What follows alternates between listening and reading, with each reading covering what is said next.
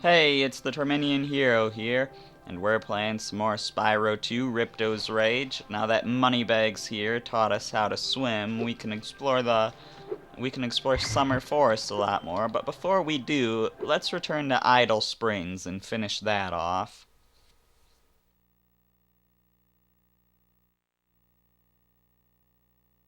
We can press triangle if we want to play the intro cutscene to this level again, but we don't need to. We were carving have come to life. We already saw it once, and blah blah blah. I'm just gonna skip their text because we already read it.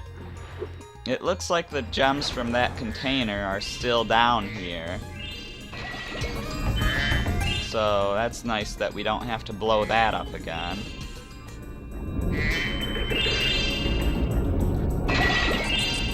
So yeah, we pretty much just want to swim around here, get whatever we can in the water.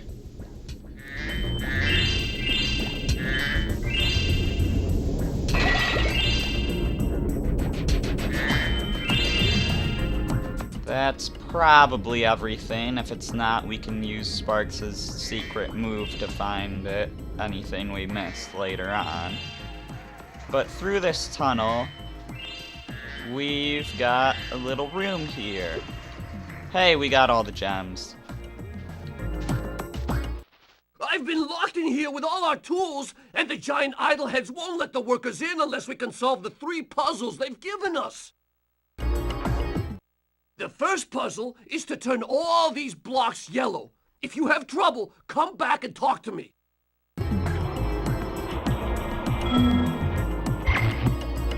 Alright, so this is one of those puzzles where when you step on something, it'll switch all of the blocks next to it as well as itself. So this puzzle can be a bit tricky if you don't know what you're doing, but the answer is pretty simple. Just step on all of the corner platforms.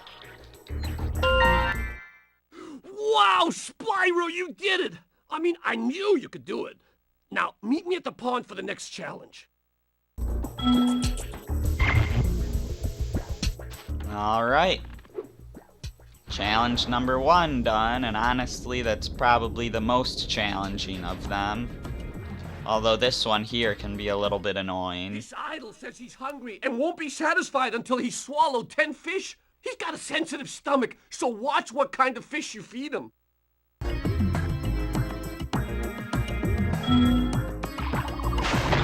So I'm pretty sure we want to feed him the blue and yellow fish, but not the red ones.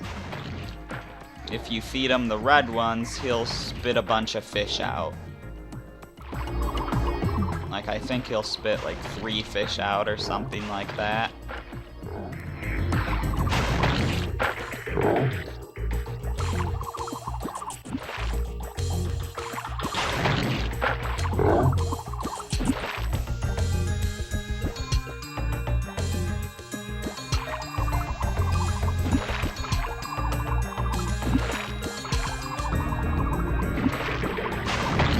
Finally, a fish that's not red.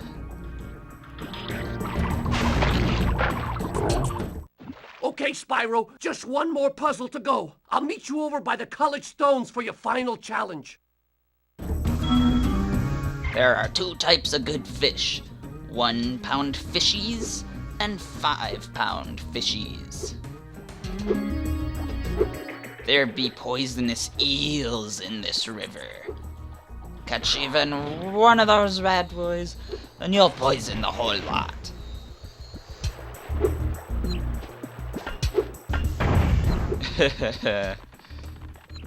You'll poison the whole darn catch. I don't know the exact wording, which kind of saddens me, because that's like the fisherman from Jack and Daxter is just so fun to quote.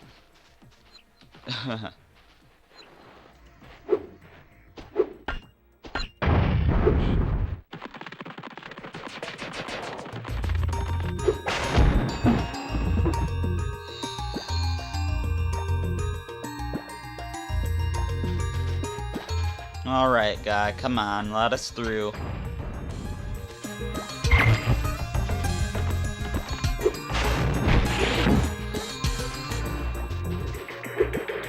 So, easiest challenge of all If you here. jump on these stones in the correct order, you will solve the puzzle. I only know what the first one is. It's up to you to figure the rest out. So there's two ways you could do this. Either you could match the star and do this one next, or you could match the blue color and do this one next. Let's start with this one. So now we match the triangle, we match the moon, we match the orange, and we match the octagon. Nice job, Spyro. You're pretty smart for a dragon. All I have to give you is this shiny thing I found in our toolbox. Pretty smart for a dragon. What's that supposed to mean? Compliment? You call that a compliment?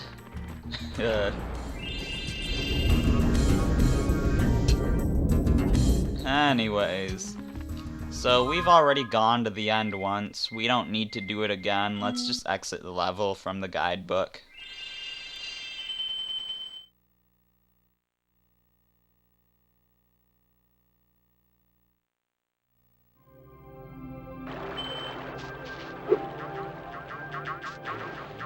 And let's explore Summer Forest a bit more before we go into our next level. First things first, let's go back to the water at the start of Summer Forest and explore this little underwater cave.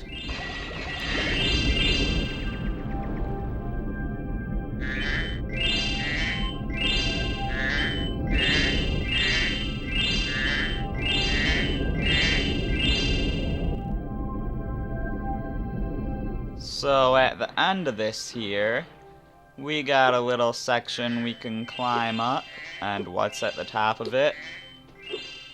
One of the few orbs you can actually find just lying around. And it brings us right out to where the other water is, so that works out quite nicely. Here we go. I knew there had to be some gems in this water.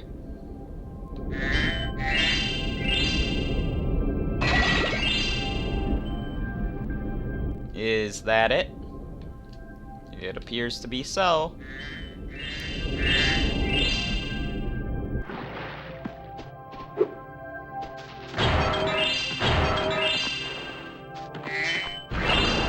Whoa, I did not want to go back in there. Okay, now.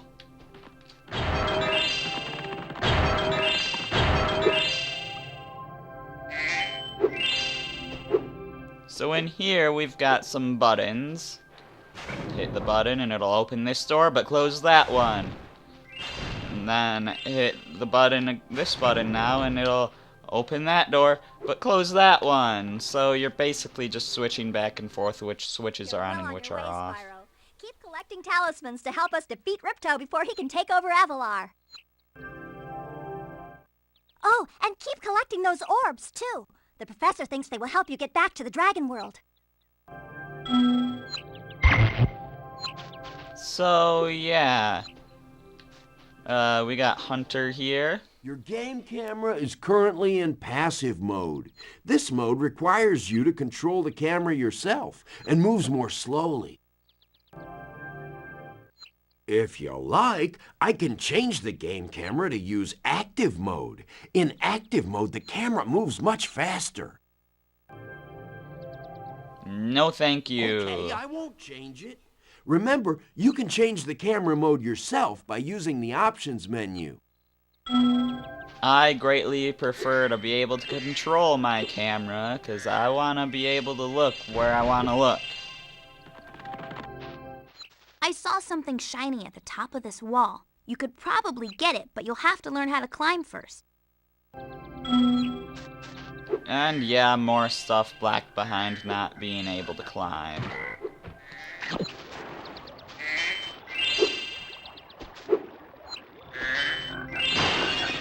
So you'll notice that there are quite a few levels to go to in this homeworld compared to how many there were in Spyro 1. And that's because there's only 3 homeworlds in this game. So they just filled them with a lot more levels. Nice work, Spyro. The orbs you're carrying have activated this special portal. You won't find a talisman in the Ocean Speedway, but if you're fast, you'll get lots of treasure. Have fun!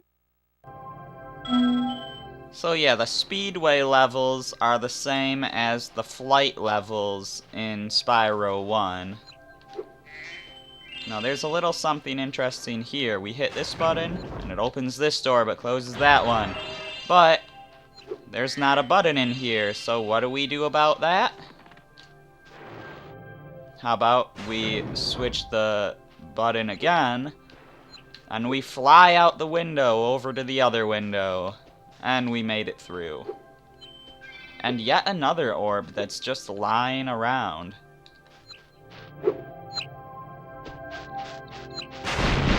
I think those kind of orbs only appear in the home world, although I could be wrong. So yeah, and back here just leads back to where we were before. Let's see, moneybags. Say, Spyro, you see this wall here? I bet you're dying to know what's on the other side. If only I had a few more gems, I might be able to remember how to lower the wall. Alright. It even says alright in the options. Nice. Yes, the sparkling beauty of those gems seems to have jogged my memory. Oh yeah, I'm sure it did. Gosh darn moneybags.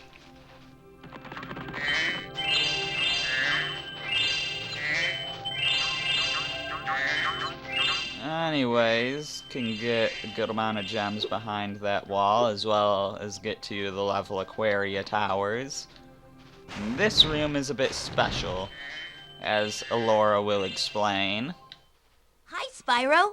This talisman door will only open if you have all 6 Summer Forest talismans. Once the door is open, Ripto and Crush will be waiting in the dungeon. Yeah, so that, as she explained, is the boss door, basically. But we can't go through that door yet, as she explained. So let's just backtrack. We've got everything we can in Summer Forest for now. Unless I, like, missed a random gem somewhere, but if I did, we can take care of that later. So now let's go to the next level, Colossus.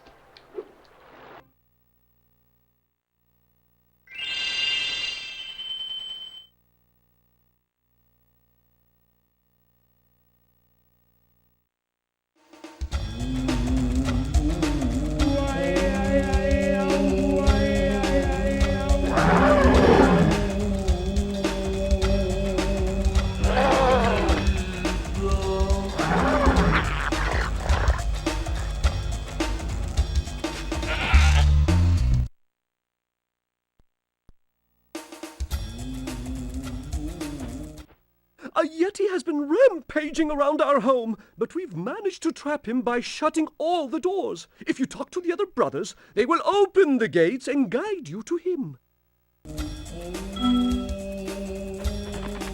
Alright, so these people here have some unique powers.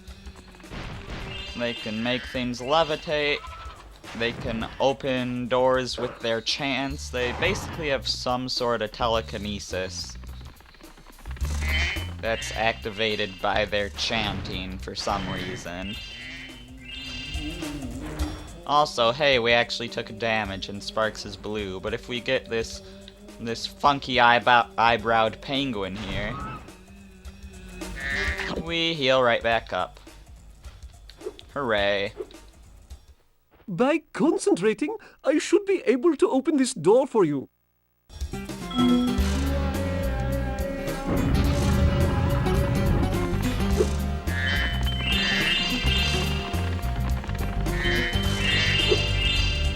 So yeah, this yak is a bit too big to charge, so we'll flame him. And you want to remember where these statues are, because they'll be important later.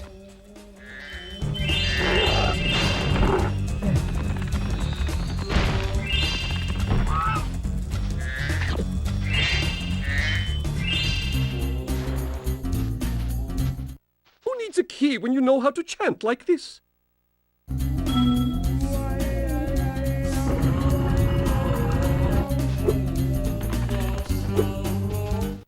Enemies like those yaks are too big to be charged.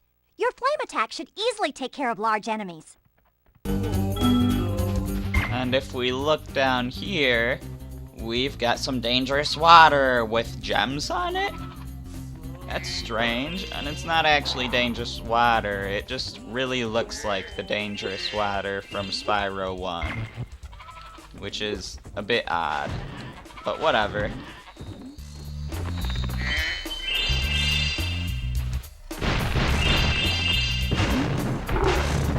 So as you see, we have, well, let's just let Zoe explain it. Each time you defeat an enemy, it will release a spirit particle. The spirit particles will activate the power-up in that world. If a power-up is inactive, you need to defeat more enemies. So yeah, we haven't defeated 11 enemies yet, so we can't use that power-up. The question is the power-up Superfly, Supercharge, or something we haven't seen yet? Hey, look what I can do!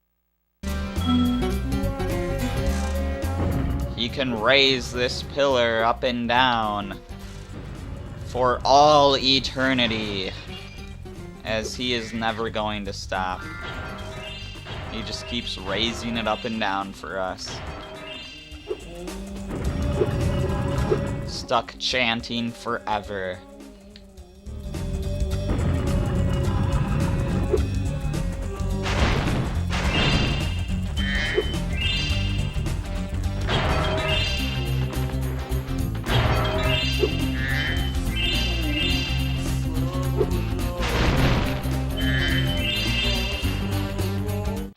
Remember Hunter's advice? You will glide farthest if you press the X button at the very top of your jump.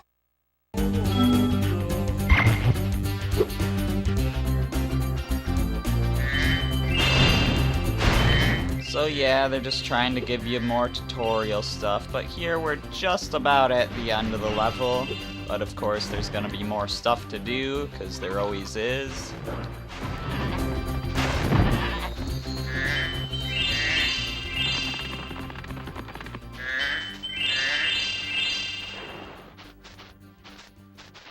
So at this point we've defeated 10 enemies and we need 11 to use the power-ups, and it looks like the only enemy left here is the Yeti himself.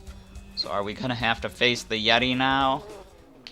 Even though I'm a vegetarian, I think you should kill that Yeti. He's pretty tough, though. In fact, I'm not so sure you're up to it. I don't know, he looks pretty tough. Let's see if we can beat him.